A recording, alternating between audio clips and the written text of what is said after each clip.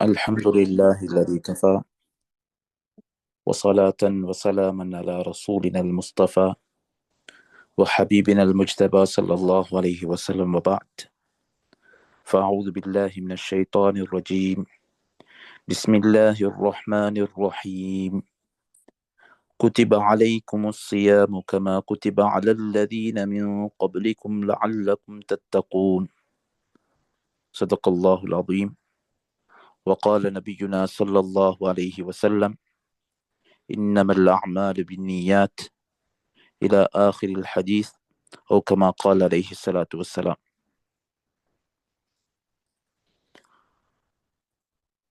வளமையை போல எங்களுடைய நியத்துகளை சரி செய்து கொள்வோம்.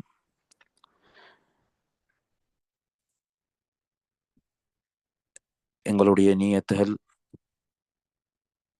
இந்த மஜ்லிஸ்ல அமரக்கூடிய ஒவ்வொரு வினாடிகளுக்கும் பாரிய அளவுக்கு நன்மையை இட்டுத்தரக்கூடியதாக அமையும். அதனால ஒவ்வொருத்தரும் தனது நியத்துகளை சரி செஞ்சு கொள்வோம். நாங்க யாருக்காக வேண்டியும் இந்த மஜ்லிஸ்ல அமரல்ல, அல்லாஹுடைய பொருத்தத்தை அடைகிறதற்காக வேண்டி மாத்திரமே நாங்கள் அலைஞ்சிருக்கிறோம். அல்லாஹு தாலா விரும்பக்கூடிய இந்த மார்க்கத்தை படிச்சு விளங்கி அமல் செய்யறது அல்லாஹ் விரும்புகிறான். அதனால நான் இந்த மார்க்கத்தை படிச்சு விளங்கி என்னுடைய நோன்பை சரி செய்ய போகிறேன் என்ற நியத்தோட அவருடைய பாடங்களை ஆரம்பிப்போம். முன்னைய பாடத்துல நோன்புடைய கூலிகளை நீக்கிவிடக்கூடிய காரணிகளை பார்த்தோம்.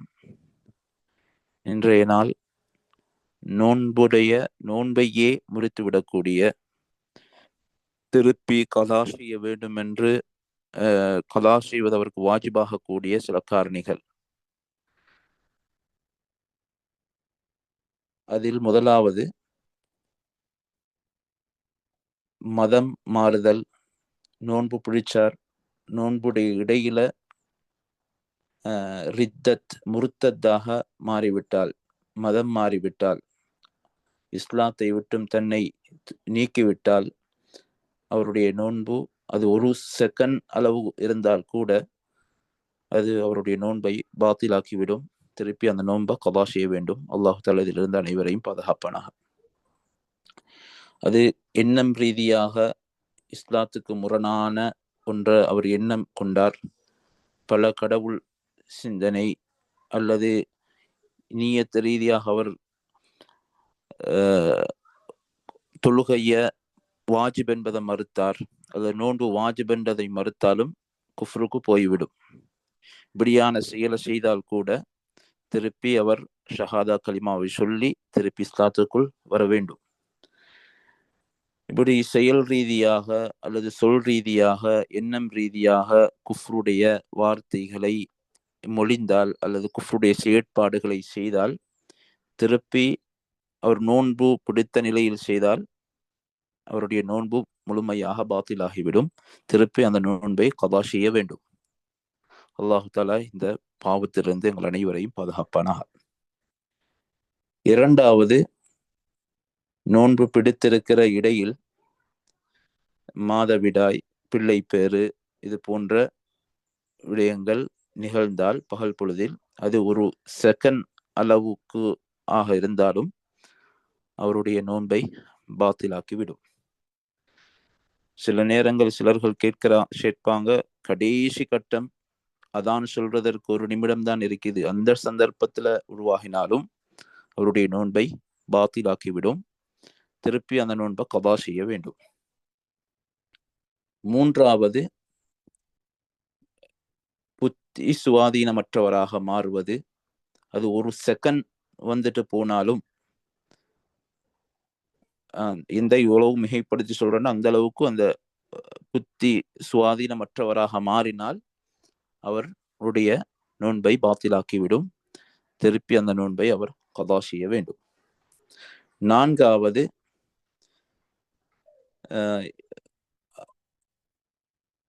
மயக்கம் ஏற்படுதல். இப்ப மயக்கம் ஏற்படுவது என்பதை முன்னைய பாடங்கள்லையும் நாங்கள் பார்த்தோம். பகல் முழுவதும் அவர் மயக்கத்திலே இருந்தால் ஒரு வினாடி கூட அவர் அவருக்கு தெளிவு ஏற்படல, முழுமையாகவே அவர் மயக்கத்துல இருந்தால், சுபஹிலிருந்து மகரிப் வரங்காட்டி முழுமையாகவே மயக்கத்துல இருந்தால் அவருடைய நோன்பு பாத்தில், திருப்பி அவருடைய நோன்பை கதா செய்ய வேண்டும். அது இல்லாமல் முழுமையாக மயக்கத்தில் இருந்தால், ஆனால் அதானுக்கு ஒரு நிமிடத்துக்கு முன்னால் அவருக்கு மயக்கம் தெளிந்து விட்டால், ஏற்கனவே அவர் நோன்பு பிடிச்சு கொண்டிருந்தார், சுபஹிலிருந்து ஆரம்பிச்சு மகரிப்புக்கு ஒரு செகண்டுக்கு முன்னால் அவர் முழிச்சிட்டார், அவருக்கு மயக்கம் தெரிஞ்சிட்டுன்னு சொன்னா அவருக்கு அந்த நோன்பு கூடும். அடுத்த பகுதி மிச்சம் பேருக்கு இருக்கக்கூடிய ஒரு அதிகமான சந்தேகங்கள் நீங்கக்கூடிய ஒரு அமைப்புல ஒரு காயிதா மாதிரி ஒரு விதி ஒன்று மாதிரி பொது விதியாக இந்த நோன்பு முறிக்கக்கூடிய அந்த கடைசி 5வது பகுதி எங்களுக்கு பார்க்கலாம்.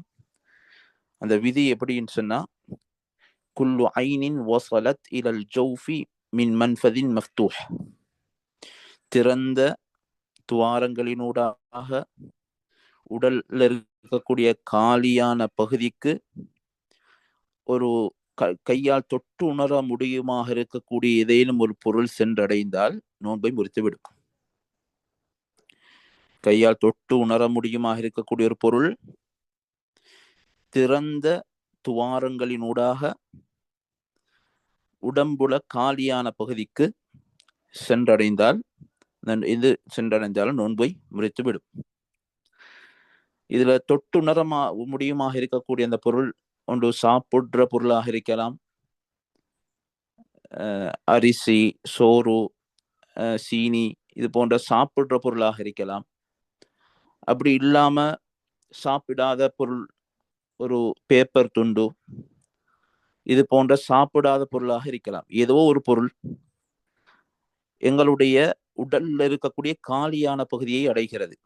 ஜௌஃப் என்ற வார்த்தைய சொல்லுவாங்க, ஒரு 5 இடங்களுக்கு இந்த ஜௌஃப் என்ற வார்த்தை பயன்படுத்தப்படும்.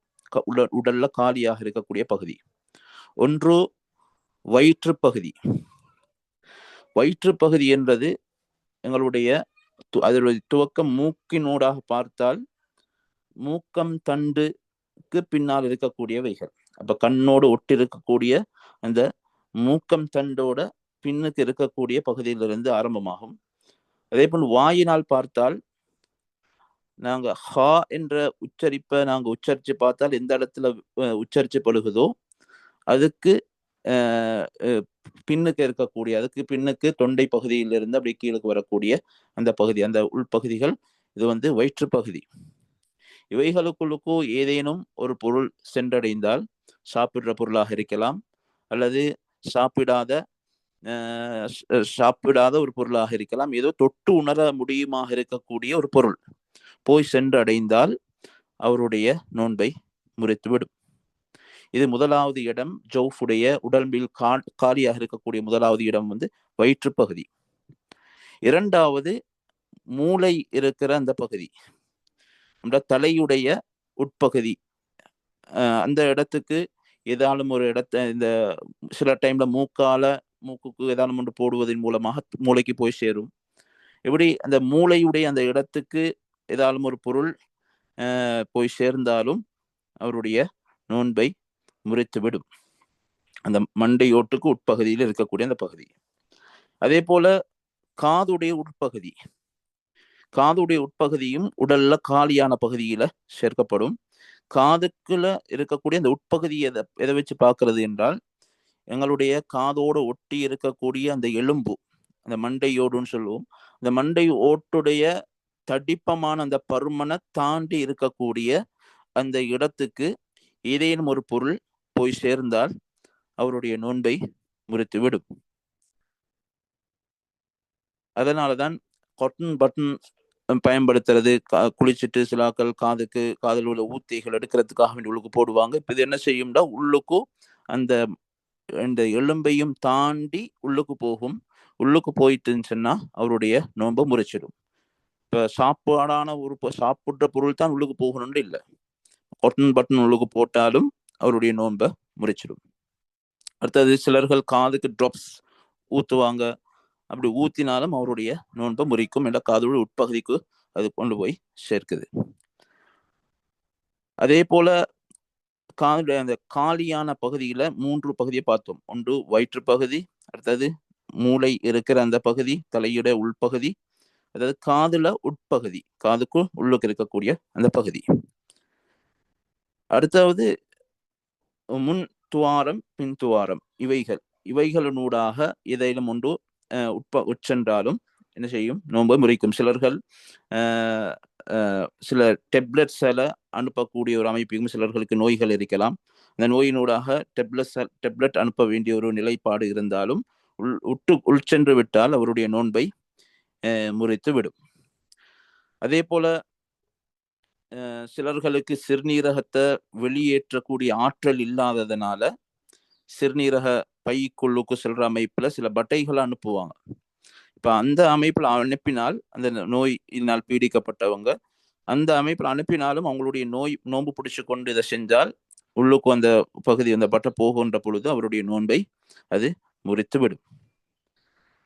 அப்ப எதன் மூலமாக போகணும்?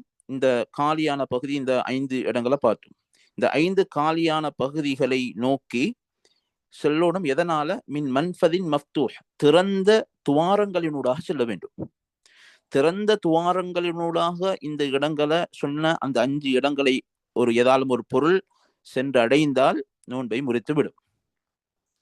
இப்ப திறந்த துவாரங்கள் என்ற நேரம் வாயுடைய பகுதி திறந்த துவாரம், மூக்கு திறந்த துவாரம், காது திறந்த துவாரம். இது திறந்த துவாரம் என்றது அது இயல்பாக அல்லாஹு தஆலா எங்களை படைக்கக்கூடிய நேரத்திலேயே திறந்த அமைப்பில் வச்ச துவாரங்கள் இருக்குது. இதுல இதனூடாக அப்படி போனாலும் அது நோன்பை முறிக்கும். அப்படி இல்லாம சில சந்தர்ப்பத்துல இயல்பாக இல்லை, ஆனால் மனிதனுடைய ஏதாலும் ஒரு கத்தியால கீறி கிழித்து அந்த துவாரங்கள் உருவாக்கப்பட்டிருக்குது. இப்ப வயிற்றுல ஆப்ரேஷன் பண்ண போகிறாங்கண்டா, இப்ப வயிற்றுல கீறி கிழிச்சு அந்த இடத்துல இருந்து ஒரு கீறி கிழிப்பதின் மூலமாக உள்ளுக்கு கத்தி போய் சேருது. இப்ப உள்பகுதிக்கு இந்த வயிற்று பகுதிக்குள்ளால கத்தி போனால் அல்லது ஏதாலும் ஒரு பகுதி போனால் இப்ப என்ன செய்யும்? நோன்பை முறிக்கும். இந்த திறந்த துவாரம் இயல்பாக திறந்த துவாரம் இருக்கலாம், அல்லது செயற்கையாக நாங்க அதுக்கு திறந்த துவாரமாக ஆக்கினதாக இருக்கலாம். இவைகளும் என்ன செய்யும்? நோன்பை முறிக்கும். இப்ப இந்த கை சந்துடைய பகுதிகள் இருக்குது, கால் தொடை பகுதிகள் இருக்குது, காலுடைய பகுதிகள் இருக்குது. இவைகள்ல ஏதாலும் ஒரு கத்தி பட்டால் இதெல்லாம் என்ன செய்யுது? இல்லை, இதுல நோன்பு முறிக்காது. ஏனென்றால் இது உடல்ல காலியான பகுதி அல்ல. தொடை பகுதி, கையுடைய பகுதி, அது கால் பகுதிகள், இவைகள் எல்லாம் உடல்ல காலியான பகுதி இல்லை. இப்ப இவைகளுக்குள்ளுக்கு கத்தியால பட்டு கீறி பட்டுச்சு, அல்லது கிழிச்சு பட்டுச்சு, அல்லது சந்தில இந்த ஊசி போடுறாங்க, இவைகள் எல்லாம் நோன்பு முறிக்க மாட்டாது ஊசி போடுவதனூடாக. அடுத்தாவது என்ன ஏதாலும் ஒரு பகுதி ஆப்ரேஷன் பண்றாங்க, இல்லாட்டி கை இந்த கீரைப்பட்டு இல்லாட்டி கால் வெடிச்சு இதுக்கு ஆப்ரேஷன் பண்றாங்கன்னு இருந்தால் காலுக்கு இது பண்றதுனால என்ன செய்யாது? நோன்பை முறிக்க மாட்டாது. அப்ப திறந்த துவாரங்களினூடாக இந்த 5 இடங்களும் வயிற்று பகுதி, மூளை இருக்கக்கூடிய தலைக்குட்பகுதி, காதுக்கு உட்பகுதி, முன்பின் துவாரங்கள், இவைகள் இருக்கக்கூடிய அந்த இடத்துக்கு சிறுநீரக பை அந்த வரைக்கும் அந்த ஏதாலும் ஒரு பொருள் திறந்த பகுதியினால் திறந்த துவாரத்தினூடாக சென்றடைந்தால் அவருடைய நோன்பை முறித்து விடும். இப்ப கண் உடைய பகுதிகள் அது ஒரு துவாரமாக இருந்தாலும் அது திறந்த துவாரத்திலே அதை சேர்க்க மாட்டாங்க. அது மூடப்பட்ட ஒரு துவாரமாகத்தான் அது பார்க்கப்படுகிறது. அதனால கண்ணுக்கு ட்ராப்ஸ் போடுவதனூடாக அவருடைய நோன்பை முறித்துவிட மாட்டாது. அதே போல இப்ப சிலர்களுக்கு கேள்விகள் வரலாம். எச்சி இருக்குது, எச்சும் ஒரு பகுதி தான், அது எங்களை உள்ளுக்கு புழுங்குறதின் மூலமா உள்ளுக்கு போகும் என்ற இதெல்லாம் தவிர்க்க முடியாததனால் ஷரீஅத் இவைகளுக்கு அனுமதி கொடுத்திருக்கிறது. என்ற இதெல்லாம் இல்லாட்டி துப்பி அது டயர்ட் ஆகிடும். இதெல்லாம் எச்சுகளை விழுங்கலாம். ஆனால் எச்சுகளை விழுங்குறதுக்கான நிபந்தனைகள் இருக்குது. எச்ச விழுங்குறதுக்கான நிபந்தனைகள், எச்சு வந்து தூய்மையாக இருக்கணும், பிற ஒன்றோட கலவுபட்டு இருக்கக்கூடாது. பிற ஏதாலும் ஒரு திரவத்தோட கலந்து உள்ளுக்கு போனால் என்று சொன்னால் இந்த சந்தர்ப்பத்தில் நோன்பு முறிக்கும். தூய்மையான எச்சாக இருக்க வேண்டும். அடுத்தது இரத்தத்தோடு கலந்திருந்தாலும் கலந்த நிலையில அவரு விழுங்கினார்னு சொன்னா இதுக்கும் நோன்பு முறிக்கும். அடுத்தாவது அந்த எச்ச உதட்டு பகுதிக்கு கொண்டு வந்துட்டு அப்ப வாய்க்கு வெளிப்பகுதிக்கு கொண்டு வந்துட்டு திருப்பி உள்ளுக்கு எடுத்து அதை விழுங்கினாலும் என்ன செய்யும்? அவருடைய நோன்பு முறிக்கும். அதனால எச்சி அதனுடைய வாய்க்குள்ளுக்கு இருக்கிற நேரத்தில் அவர் உள்ளுக்கு விழுங்குறார், அதுல எந்த ஒரு பிரச்சனையும் இல்லை. அடுத்தது இன்னும் சிலர்களுக்கு வரக்கூடிய இதுகள் பிரயாணங்கள் போகக்கூடிய நேரம், அதுவும் பாலைவனங்கள் அந்த காலங்கள் இருக்கிற நேரம் மிச்சமே பெரிய காத்துகள் வீசும், அதோட சேர்த்து புழுதிகளும் சேர்ந்து அதிகமாகவே வரும்.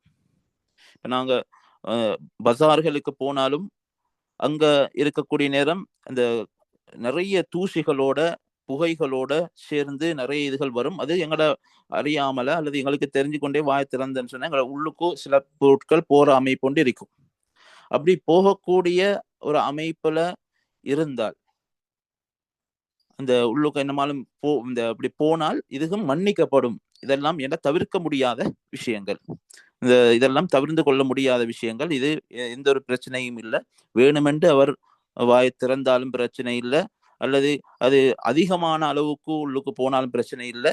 இது எந்த ஒன்றையும் என்ன செய்யாது, நோன்பு முறிக்காது. ஏன்னா ரோட்ல அவர் போகக்கூடிய நேரம் காத்தினால வரக்கூடிய புழுதிகள் இவைகள் எங்களோட உடலுக்குள்ளால் போகுதுன்னு சொன்னால், இந்த திறந்த துவாரங்களினூடாக உட்செல்குது என்று சொன்னால் இது என்ன செய்யாது, நோன்பை முறித்து விட மாட்டாது. அதோட சில நாங்க இப்ப மேலுக்கு சொன்ன மாதிரி சில சந்தர்ப்பங்கள்ல தலைக்கு எண்ணெய் வச்சிருப்பாங்க, அல்லது பாம் நெத்தியில பூசிருப்பாங்க. பூசுறதுனால அவருடைய தொண்டையில ஒரு விதமான ஒரு காரத்தன்மையை உணர்றார். இப்ப காரத்தன்மை அவர் உணர்வதன் மூலமாக இப்ப உள்ளுக்கும் அந்த பொருள் போயிருக்கிறது அர்த்தம் இல்லை, அதனுடைய அடையாளம் தான் அந்த இடத்துல அவர் உணர்றார். அதனால இது என்ன செய்யுது, அடையாளம் அந்த இடத்துல அவர் உணர்றதுனால அது நோன்பு முறிக்காது.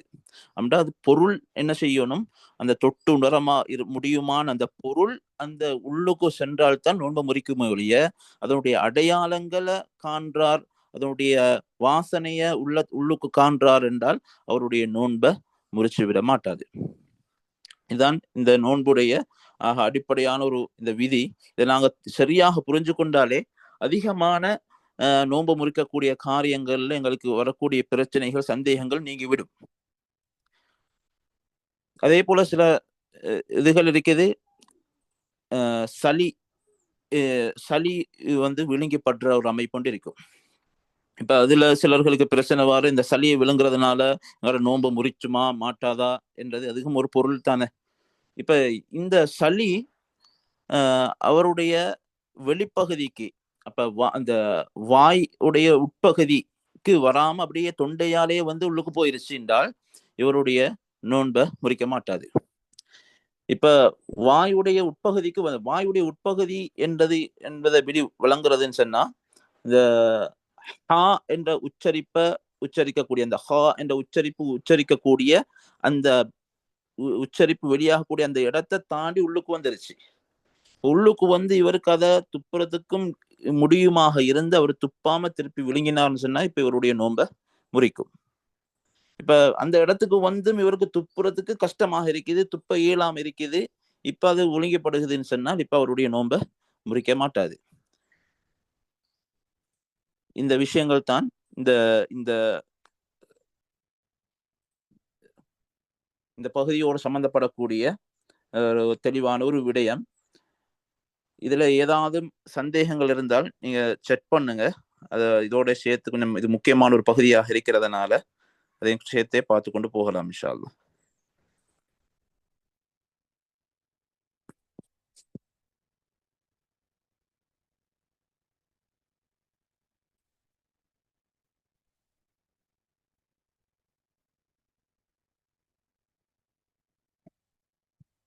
செக் பண்ற பகுதி ஓபன் பண்ணப்பட்டிக்குதா?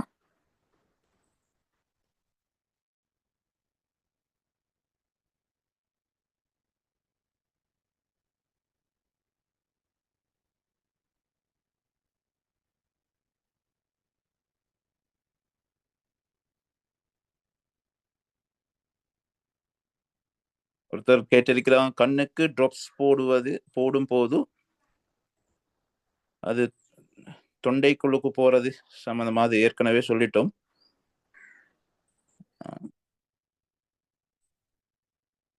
கண்ணுக்கு ட்ராப்ஸ் போடுறதுனால தொண்டையில ஏதாலும் அதுல உணர்வுகள் வந்தால் அது என்ன செய்யாது, அதை நோம்ப முறிக்க மாட்டாது. அது பிரச்சனை இல்லை. கண்ணுக்கு ட்ராப்ஸ் போடுறது பிரச்சனை ஒன்று இருக்காது.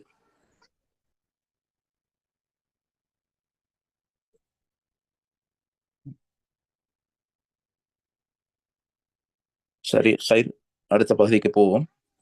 இதில் ஏதாவது சந்தேகங்கள் இருந்தால் இன்ஷா அல்லாஹ் கேட்கலாம்.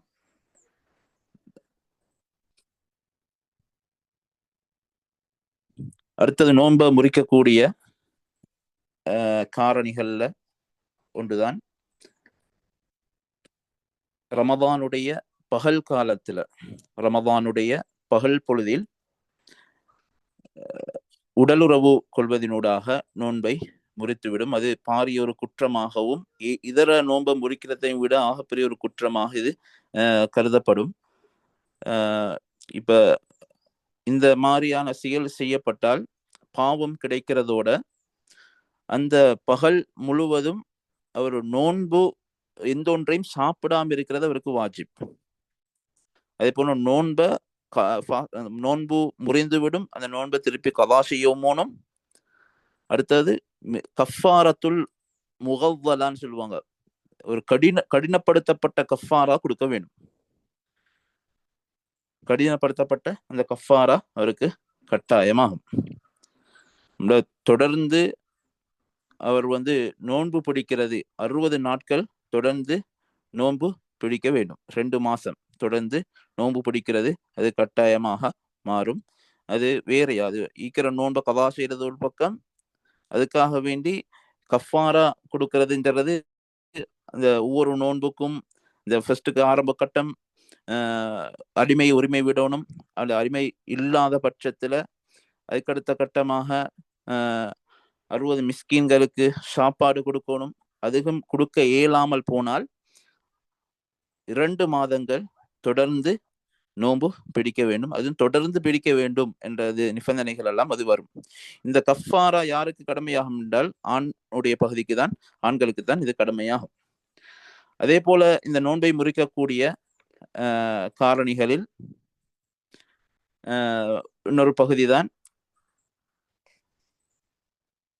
இந்திரியம் வெளியாகுதல் என்று சொல்லுவாங்க. இது இரவு இந்த தூக்கத்துல வெளியாகிறதன் மூலமாக நோன்பை முறித்து விட மாட்டாது. இது பார்ப்பதினூடாக அல்லது தொடுவதின் மூலமாக, பார்த்தரின் மூலமாக இவருக்கு வளமையாக வெளியாகக்கூடிய ஒரு அமைப்புண்டு இருந்து அவர் அந்த நோன்பு பிடிச்சு கொண்டு அந்த செயலை செய்தால் அவருடைய நோன்பை முறித்துவிடும்.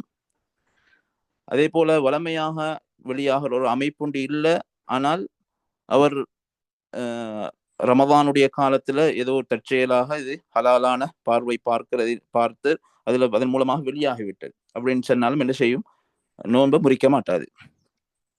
அப்ப தற்செயலா வளமையாக அந்த வெளியாகக்கூடிய ஒரு அமைப்பு இருந்து அவர் பார்த்து இந்த வெளியாகினால் நோன்பு முறிந்துவிடும். வளமையாக பார்ப்பதின் ஊடாக அவருக்கு வெளியாகுவதில்லை, அப்படியான நிலையில இவர் பார்த்தார் தற்செயலாக வெளியாகிவிட்டது என்றால் இப்ப நோன்பு முறிக்க மாட்டாது. அதே போல தொடுவதினூடாக அது திரைக்கு மேலால் தொட்டு வெளியாகினால் நோன்பு முறிக்காது. திரை இல்லாமல் தொட்டு வெளியாகினால் நோன்பு முறித்துவிடும் என்ற இந்த பகுதிகள் இவைகள் சுருக்கமாக சொல்லப்பட்ட விஷயங்கள். இது இல்லாமல் இவைகளை இன்னும் விரிவாக பேசப்பட்ட விஷயங்கள் இருக்குது. நாங்க இதோட இந்த நோன்பு முறிக்கக்கூடிய காரியங்களை நாங்கள் இதோட நிறுத்திக் கொள்வோம். இன்னும் இது சம்பந்தப்பட்ட தெளிவான விஷயங்கள் இருக்குது. இதுல ஏதானும் சந்தேகங்கள் இருந்தால் அந்த வாட்ஸ்அப்ல அனுப்பப்பட்ட நண்பர்களை மெசேஜ் போட்டும் கேட்டுக்கொள்ள முடியும். அதுக்கடுத்த பகுதி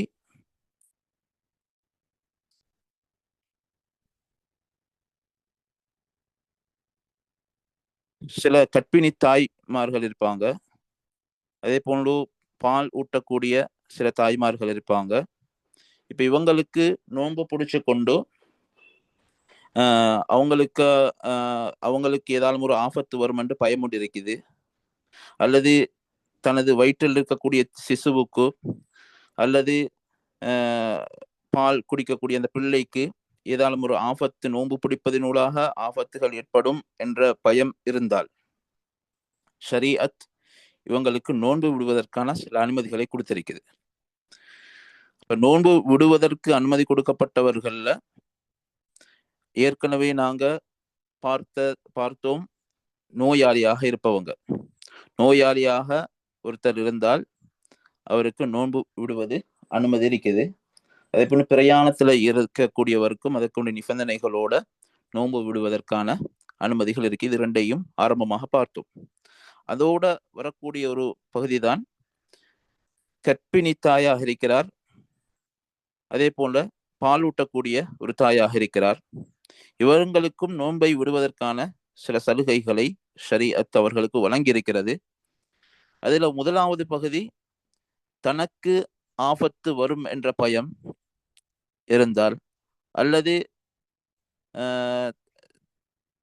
தனக்கு மாத்திரம் ஆபத்து வரும் என்ற பயம் இருந்தால் அவருக்கு என்ன செய்யலாம், நோன்பை விட்டு கலா மாத்திரம் செய்தால் போதும். ஃபித்யா கொடுக்க வேண்டிய அவசியம் இல்லை. சாப்பாடு உணவுகள் கொடுக்கிறது அவருக்கு கடமை இல்லை, தனக்கு மாத்திரம் ஆபத்து வரும் என்ற பயம் இருந்தால். இப்ப தனக்கும் ஆபத்து வரும் என்ற பயம் இருக்குது, அந்த பிள்ளையும் இதனால் பாதிக்கப்பட்டு விடுவாரோ என்ற பயமும் இருக்குது. இப்ப தனக்கும் ஆபத்து வரும் என்ற பயம், பிள்ளைக்கும் ஆபத்து வந்து விடும் என்ற பயம் அவருக்கு இருந்தால், ரெண்டு பயமும் இருந்தால் இவர் நோன்பை விட்டுட்டு கவாவும் செய்ய வேணும். அதே போல அவர் அதுக்கான ஃபித்யாவை கொடுக்கவும் வேணும், சாப்பாடு கொடுக்கவும். சாப்பாடு ஃபித்யா கொடுக்கலன்னு சாப்பாடு சமைச்சு கொடுக்க கூடாது. எங்கெல்லாம் ஃபித்யா கொடுக்கணும் சொல்லிட்டு எல்லாம் வருதோ அங்கெல்லாம் சமைச்சு கொடுக்கறதுன்ற ஒரு பகுதி ஒன்று வரமாட்டாது. அந்த இடமெல்லாம் அரிசாகத்தான் கொடுக்க வேண்டும். இந்த அரிசாக கொடுக்கக்கூடியது ஒவ்வொரு நோன்புக்கும் ஒரு முத்துடைய அமைப்புல, ஒரு முத்துன்னு சொன்னால் 600 கிராம், கிட்டத்தட்ட 600 கிராம். முத்துடைய கணக்கெல்லாம் பார்க்கப்படுறது அந்த காலங்கள்ல கையுடைய ஒரு அளவு, 2 கைகளையும் சேர்த்தால் வருகின்ற அந்த அளவுக்குத்தான் ஒரு முத்து என்று சொல்லுவோம். அந்த ஒரு முத்த கிராம் கணக்குக்கு கன்வெர்ட் பண்ணி பார்க்கக்கூடிய நேரம், ஏன்னா ஒவ்வொரு அரிசியுடைய பாரம் வித்தியாசம். அப்ப சில அரிசிகள் பாரமாக இருக்கும், சில அரிசிகள் பாரம் குறைவாக இருக்கும். அதனால ஒரு நடுநிலையான ஒரு பொதுவாக இப்ப தற்காலத்தில் இருக்கக்கூடிய முக்கியமான அறிஞர்கள் எல்லாம் சொல்றாங்க, ஒரு கிராம் கணக்குக்கு நாங்க அந்த முத்தை பார்த்தால் 600 கிராம் அமைப்புல வரும். அப்ப 600 கிராம் உடைய அளவுக்கு நாங்க அந்த ஒரு உணவை கொடுக்கிறது கட்டாயமாக இருக்கும். இன்றைக்கு இந்த பகுதிகளோட நிப்பாட்டிட்டு இன்ஷா அல்லாஹ் நாளைய தினம் கஃபாராவை பத்தி ஒரு சில தெளிவோட எது விஷயங்களுக்கு கஃபாரா கடமையாகும் என்ற பகுதிகள், சில சந்தர்ப்பத்தில் கஃபாரா திருப்பி கொடுக்க வேண்டிய, திருப்பி இந்த சிலதுகளுக்கு வருடம் போக போக கஃபாராவும் இரட்டிப்பாக்கி கொண்டே போகும், கஃபாராவும் கூடிக்கொண்டே போகும். அது எதுக்கு கஃபாராவும் திருப்பி கூட்டிக்கொண்டே போக வேணும், எதுக்கு அந்த கஃபாரா வருடம் கடக்க கஃபாரா திருப்பி கூட்ட தேவையில்லை. எந்த அளவுக்கு அந்த ஒரு கஃபாரான்னு சொன்னா ஒரு முத்து கொடுக்கணும்டா எப்பவுமே ஒரு முத்தை கொடுத்துட்டா போதும் என்று இருக்கக்கூடிய சில நோன்பு விட்டதற்காக வேண்டி கொடுக்கக்கூடிய சில பகுதிகளும் இருக்குது.